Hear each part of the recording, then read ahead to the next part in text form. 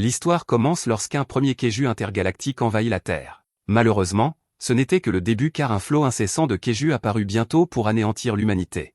Pour contrer cette menace de fin du monde, l'humanité rassembla son meilleur personnel et sa meilleure technologie de chaque nation et établit la force de défense anti-Kaiju appelée Herd. Cette force rencontra un certain succès, mais les dégâts étaient encore lourds, et la guerre s'éternisait sans fin en vue. Jusqu'à ce qu'un jeune sauveur émerge. Notre protagoniste s'appelle Tetsuo, et il regarde d'autres enfants jouer. Il est très timide, et il s'enfuit quand il lui demande s'il veut se joindre à eux. Un jour, Tetsuo tombe par hasard sur un robot qui proteste contre la violence envers les robots. Il veut que ses droits en tant que robot soient reconnus, et il refuse de s'auto-détruire. Le chercheur principal arrive, et les autres lui disent qu'ils ne peuvent pas entrer dans le laboratoire. Son nom est Kojika, et le robot dit que ce type est le principal problème. Kojika veut qu'il se précipite sur le Kaiju et qu'il s'auto-détruise. Kojika ne le nie pas, et il rappelle au robot qu'il n'est qu'un prototype. Ils l'utiliseront comme une bombe autonome pour se débarrasser des Kaiju. Il n'y aura pas de victimes humaines, alors il appelle cela une grande innovation. S'ils peuvent produire en masse plus de ces robots, cela changera la donne dans leur combat contre les Kaiju. Le robot dit qu'il veut juste vivre, et Tetsuo est clairement inquiet. Juste à ce moment, les alarmes de la ville se font entendre alors que les Kaiju attaquent. Les chercheurs courent pour sauver leur vie, mais Tetsuo reste pour parler avec le robot. Kojika est également resté parce qu'il veut tester un robot qu'il appelle Snowman. Malheureusement, on l'informe que son fils est monté à bord de Snowman et en a pris le contrôle manuel. De retour avec Tetsuo, nous voyons qu'il est à l'intérieur du robot et qu'il lit le manuel d'instruction. Snowman perd la raison car il ne comprend pas ce qui se passe. Il dit à Tetsuo qu'il ne devrait pas être ici parce que c'est trop dangereux. À proximité, Kojika explique qu'il n'y a rien à craindre car il n'a ajouté le cockpit qu'à des fins d'entraînement. Snowman est impossible à contrôler, et Tetsuo devrait être un génie pour le piloter. Malheureusement pour eux, Tetsuo est un génie, et il prend le contrôle du robot. Snowman le supplie d'arrêter car il y a un risque qu'il explose. Tetsuo lui dit avec confiance de ne pas s'inquiéter car il fera en sorte qu'il n'ait pas à perdre la vie. Les chercheurs sont alors stupéfaits lorsque Tetsuo emmène Snowman dans les airs. Kojika ne comprend pas ce qui se passe, et il réalise seulement maintenant que Tetsuo est un génie. Des heures plus tard, un reportage dit que quelque chose d'incroyable vient de se produire. Un robot encore en développement a abattu un Kaiju à lui seul. Ce qui rend cela encore plus incroyable, c'est que le pilote du robot n'a que 9 ans. Kojika révèle au monde que c'était son fils, et que le robot qu'il a utilisé peut aussi exploser. Les gens sur les réseaux sociaux les appellent des sauveurs, et ils veulent tous savoir si le duo continuera à participer à la bataille. Kojika change complètement sa position antérieure car il ne veut pas gâcher cette opportunité. Il dit, bien sûr qu'ils continueront à se battre, et il déclare que Snowman n'est pas une sorte de bombe jetable. Pendant ce temps, Tetsuo fait une crise de panique absolue parce que tout le monde le regarde. Au fil du temps, Tetsuo continue de se faire un nom. Ses actes héroïques sont devenus plus courants, et nous voyons qu'il a grandi. Snowman a reçu plusieurs améliorations, et la guerre est sur le point d'entrer dans sa phase finale. Tetsuo a dominé les Kaiju, et tout le monde est sûr que leur sauveur apportera la paix à l'humanité. 10 ans plus tard, nous trouvons Tetsuo sur un croiseur intergalactique. Il lit un livre sur les 777 étapes pour se faire des amis. Avant qu'il ne puisse lire la première étape, une annonce explique qu'ils sont à 40 minutes de la bataille finale. Tetsuo est appelé et on lui demande de monter à bord de Snowman. En chemin, des filles lui disent qu'elles comptent sur leur sauveur. Tetsuo dit qu'il fera de son mieux, et il part se préparer.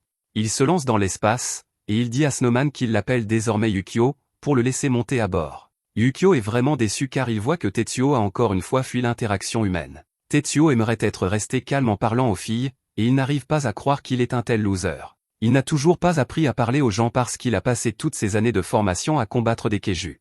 Yukio lui dit de ne pas abandonner et de continuer à essayer de se faire des amis. Tetsuo dit qu'il va bien parce qu'il a Yukio, mais Yukio fait remarquer qu'il dit cela depuis 10 ans. Tetsuo explique que se faire des amis n'est pas facile car il faut d'abord franchir 777 obstacles. C'est selon le livre intitulé « Comment même un Kaiju peut se faire des amis », alors Tetsuo dit qu'il est trop tard pour lui. Juste alors, le capitaine de Tetsuo, nommé Mist, informe notre héros de la situation. Leur vaisseau va bientôt arriver à la horde de Kaiju. Une fois qu'ils engageront la cible, Tetsuo se séparera du vaisseau, et le vaisseau se dirigera vers le centre de la horde. Ils tireront leur laser infini qui peut déchaîner des dégâts sur un rayon de 1000 km. Ce faisant, ils anéantiront toute la horde de Kaiju. Le problème principal est le temps qu'il faudra pour atteindre le point de lancement, c'est là que Tetsuo entre en jeu. Yukio dit à tout le monde de ne pas s'inquiéter car lui et Tetsuo vont faire des ravages. Ils attireront l'ennemi près d'eux et élimineront les SEM. Leur réunion se termine, et Tetsuo réalise qu'il a encore gâché une interaction humaine. Au lieu de dire « oui madame » comme une personne normale, il a simplement dit « oui ». Yukio n'est pas inquiet pour cela car il veut juste rentrer chez lui avec une victoire. Leur rêve est sur le point de se réaliser, et ils doivent juste accomplir cette mission. Juste alors, leur plaisir prend rapidement fin alors que plusieurs Kaiju sont apparus. Le reste de l'équipage est horrifié car il y en a tellement. Il y a une mer sans fin de Kaiju, et ils sont tous énormes. On dit à tous les membres d'équipage qu'il est temps que la mission commence. Tetsuo marque une pause et se rappelle qu'il veut devenir quelqu'un de valeur. Yukio l'appelle et lui dit que l'ennemi est arrivé. L'attitude de Tetsuo change complètement, et il déclare avec confiance qu'il est temps d'y aller. Ils sont prêts, alors Tetsuo active son stylo 7 épées. Leur attaque laisse tout le monde stupéfait car ils ont éliminé plusieurs Kaiju d'un seul coup.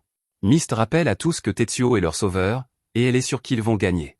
Ils arrivent finalement au point de lancement, alors Mist dit à tout le monde qu'il est temps de sauver leur planète. Ils se préparent à tirer le laser infini, et cela forme une gigantesque boule d'énergie devant leur vaisseau.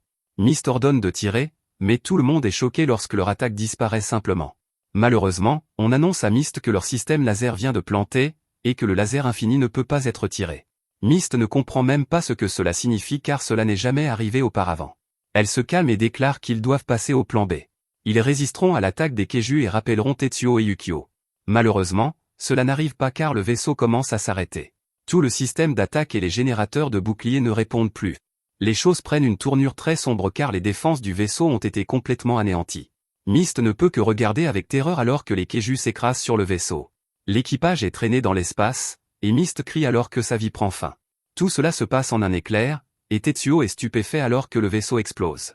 Yukio n'en croit pas ses yeux non plus, et il se demande si cela signifie que l'humanité a perdu. Tetsuo dit à Yukio de se calmer pour qu'il puisse retourner au vaisseau. S'il reste ne serait-ce qu'une personne en vie, ils doivent la sauver. Yukio est toujours inquiet, mais Tetsuo déclare que la mission n'est pas encore terminée. Ils continueront à se battre, et ils vaincront le reste des Kaiju ensemble. Des heures plus tard, nous voyons que Tetsuo est complètement épuisé, et ils ont éliminé plusieurs Kaiju. Malheureusement, ils sont bien trop nombreux, et un nombre incalculable d'entre eux reste encore. Yukio a subi de graves dégâts, et il a même perdu un bras maintenant. Yukio commence à perdre espoir car il réalise qu'il n'y a tout simplement aucun moyen pour eux de gagner. Tetsuo n'a d'autre choix que d'être d'accord avec lui, et il dit qu'ils ont donné le meilleur d'eux-mêmes. La seule chose qu'ils peuvent faire est de réduire le nombre de Kaiju à un nombre gérable pour les forces survivantes sur Terre. Ils y parviendront en activant le mécanisme d'autodestruction de Yukio. Tetsuo déteste cela car il avait promis que Yukio n'aurait jamais à le faire. Cependant, ils n'ont pas d'autre choix. Ils sont tous les deux d'accord, alors Tetsuo dit qu'il est temps pour eux de sauver la Terre ensemble. Alors que les Kaiju attaquent le corps de Yukio, il prend la situation à la légère. Il plaisante avec Tetsuo en lui faisant remarquer qu'au final, il n'a jamais réussi à se faire un seul ami. Tetsuo ne veut pas être moqué en ce moment car il cherche la commande d'autodestruction. De plus, il se moque de finir sa vie sans un ami humain car il a encore Yukio. Yukio se demande s'il n'a vraiment aucun regret, et Tetsuo dit qu'il n'en est pas sûr. Il repense à plusieurs moments de sa vie et à la façon dont il a passé la majeure partie de son temps à combattre des Kaiju. À un moment donné, cela ne lui a plus fait de mal de voir d'autres personnes avec des amis. Il a cessé de s'en soucier il y a quelque temps, alors il dit à Yukio qu'il va bien maintenant. Il remercie ensuite Yukio d'être resté avec un type comme lui tout ce temps. Yukio est également reconnaissant car Tetsuo le voyait comme plus qu'une simple bombe et lui a donné un nom. Tetsuo remarque que Yukio est soudainement devenu silencieux, et il est choqué par ce qui se passe ensuite. Yukio reprend le contrôle total de lui-même et explique qu'il se sent coupable de quelque chose. Tetsuo essaie désespérément de reprendre le contrôle car il sait ce que Yukio s'apprête à faire. Yukio explique que son crime était de voler Tetsuo en le forçant à passer les 10 dernières années à ne pas vivre une vie normale. Yukio se blâme d'avoir forcé Tetsuo à combattre les Kaiju avec lui et rien d'autre. Tetsuo dit désespérément qu'il est heureux avec Yukio, et qu'il ne choisirait d'être avec personne d'autre. Il supplie Yukio de lui rendre les commandes, mais il est trop tard. Yukio a activé la capsule d'évacuation d'urgence pour Tetsuo, et un compte à rebours commence. Yukio déclare qu'il ne pourrait jamais laisser Tetsuo mourir parce que Tetsuo était celui qui lui a donné la vie. Le compte à rebours se termine, et Tetsuo est lancé en sécurité dans la capsule d'évacuation. Il crie vers Yukio, sachant qu'il n'y a rien qu'il puisse faire. Yukio révèle que son véritable rêve est que Tetsuo retourne sur Terre et vive enfin une vie heureuse. Il dit qu'il veut qu'il se fasse beaucoup d'amis, et Tetsuo se met à pleurer. Il dit à Yukio de ne pas s'inquiéter, et il promet de se faire au moins 100 amis. Yukio dit qu'il est soulagé, et ses mots s'avèrent être ces derniers. Son autodestruction s'active, et elle anéantit la horde de Kaiju. Un moment plus tard, la capsule désactive le sommeil cryogénique alors que Tetsuo est arrivé à destination. Son emplacement actuel est la région de Tokyo au Japon. L'écran que Tetsuo regarde révèle qu'il a été en sommeil cryogénique pendant 8 ans. Tetsuo est horrifié d'apprendre cela car cela signifie que cela fait 10 ans qu'il a quitté la Terre. Il est techniquement un adulte même s'il n'a pas vieilli, et il se demande s'il pourra se faire des amis comme ça. Tetsuo élabore un plan, qui est de s'enfermer dans sa pièce en isolement total. Ainsi, il pourra passer du temps à recueillir des informations sur le nouveau monde avant de sortir pour se faire des amis. Tetsuo quitte la capsule, et il est choqué quand une énorme foule commence à l'acclamer. Ils l'appellent leur sauveur, et ils disent tous qu'ils veulent être amis avec lui. Tetsuo ne pourrait être plus heureux, et il dit à Yukio qu'il a tenu sa promesse. Cela s'avère n'être qu'une rêverie de Tetsuo, et il espère que cela se passera ainsi. Malheureusement, Tetsuo est stupéfait quand il voit à quoi ressemble vraiment le monde. Il est complètement gelé alors que ce devrait être l'été en ce moment. La scène est absolument horrible alors que nous voyons que la planète entière est maintenant recouverte de glace. Merci d'avoir regardé mon récapitulatif. Assurez-vous d'aimer la vidéo.